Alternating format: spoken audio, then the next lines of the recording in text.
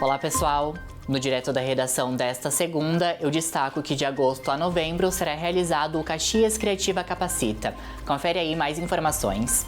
O programa de capacitação continuada de economia criativa tem como objetivo preparar empreendedores da área cultural da cidade por meio de workshops.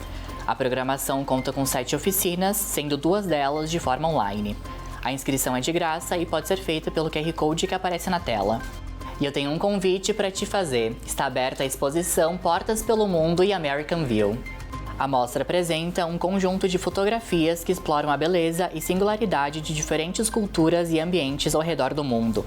Os visitantes podem ganhar uma das fotografias. Para isso, é necessário tirar uma selfie durante a visita, postar nas redes sociais e marcar os arrobas que aparecem na tela.